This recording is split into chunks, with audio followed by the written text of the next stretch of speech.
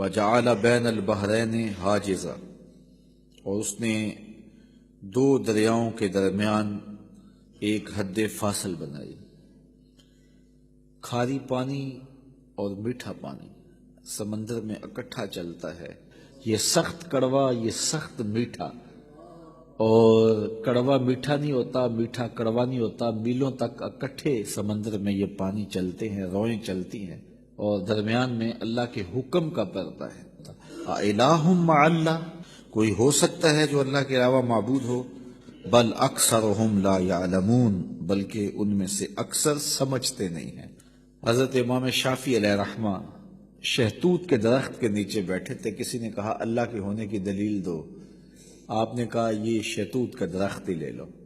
کہا یہ کیا ہوا؟ جو سامنے آئی چیز اس کو دلیل قرار دے دیا۔ کہا دیکھو شہتوت کا درخت ہے، اس کی جڑوں کا رنگ اور ہے، تنے کا رنگ اور ہے، شاخوں کا رنگ اور ہے، پتوں کا رنگ اور ہے، پھل کچا ہو تو رنگ اور ہے، پک جائے تو رنگ اور ہے، ایک ہی زمین سے نکلتا ہے۔ پھر چھال کا ذائقہ اور ہے، پتوں کا ذائقہ اور ہے، پھل کچا ہو تو ذائقہ اور ہے، پک جائے تو ذائقہ اور ہے۔ پھر اسی شہتوت کے پتے بکری کھائے تو دودھ دیتی ہے، گدھا کھائے تو لید کرتا ہے، ریشم کا کیڑا چاٹے تو ریشم دیتا ہے، شہد کی مکھی چوسے تو شہد دیتی ہے۔ میٹیریل ایک ہے، نتیجے الگ الگ برآمد ہو رہے ہیں۔ تو کہا اگر تم اس شہتوت کے درخت کو دیکھو تو یہی اللہ کے ہونے کی دلیل ہے کہ اللہ کے علاوہ اب بھی کسی کو معبود مانو گے؟ جب مشکل میں کافر بھی پھنستے، جب وہ جنگل میں جاتے پھنس جاتے، کوئی راستہ نہ ملتا، یا سمندر میں کشتی پہ سفر کر رہے ہوتے تو کشتی ڈولتی اور موت سامنے نظر آتی، پھر اپنے بتوں کو نہ پکارتے، پھر خدا کو پکارتے، لیکن اللہ اتنا کریم ہے پھر بھی انہیں نجات عطا کر دیتا۔ یہ نہیں کہ اب پھنس گئے ہیں تو ڈبو دو، نہیں، اللہ تعالیٰ جل شانہ کافر بھی فریاد کرے تو اس کی بھی سنتا ہے۔ اس لیے کہا مظلوم کی آہ سے ڈرو، چاہے وہ کافر کیوں نہ ہو۔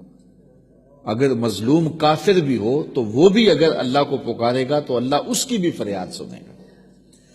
اللہ اکبر۔ تو جب مشکل میں پھنس جاتے ہیں، صحراؤں میں، جنگلوں میں، اور جب وہ سمندری سفر میں طوفانوں کی زد میں اور بھنور میں پھنس جاتی ہیں ان کی کشتیاں، تو پھر وہ اللہ کو پکارتے ہیں، اور اللہ تعالیٰ جل شانہ بھنور میں پھنسی ہوئی کشتیوں کو نکال دیتا ہے اور مشکلوں کو کافور کر دیتا ہے۔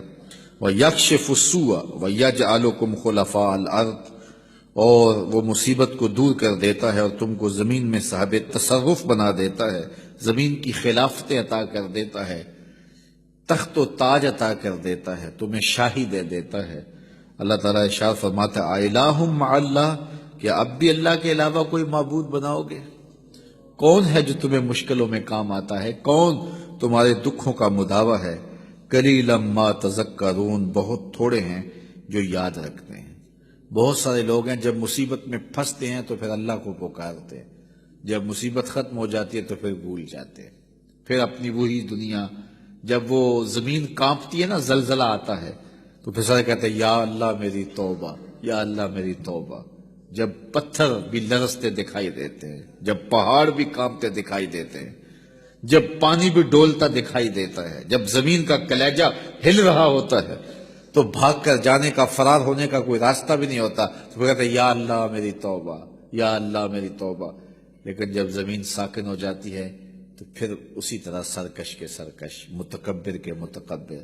تو جب پھنس جاتا ہے تو سب کچھ دینے کے لیے تیار ہو جاتا ہے، لیکن جب بچتا جاتا ہے تو پھر راستے ڈھونڈتا ہے۔ جب مشکل میں آتا ہے تو وہ کہتا ہے یا اللہ مجھے بچا لے، میں تو سجدے سے سر نہیں اٹھاؤں گا، پکا نمازی بن جاؤں گا، کسی کو دکھ نہیں دوں گا، کسی کو اذیت نہیں دوں گا، تیرے بندوں کی خدمت کروں گا، تیرے گھر کی نوکری کروں گا۔ کیا کچھ نہیں کرتا، تو کہتا ہے مسجد صاف کروں گا، میں لیٹرینیں بھی صاف کروں گا، مجھے اس مصیبت سے، اس مقدمے سے، اس دکھ سے، اس پریشانی سے، اس بیماری سے بچا لے۔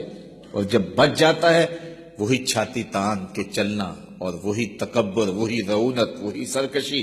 کیسا بدبخت ہے، لیکن وہ کتنا کریم ہے۔ جب وہ بندہ دوبارہ پھنستا ہے پھر کہتا ہے مالک، اللہ کہتا ہے چل جا، میں پھر معاف کر دیا۔ کوئی لاؤ تو صحیح ایسا کریں۔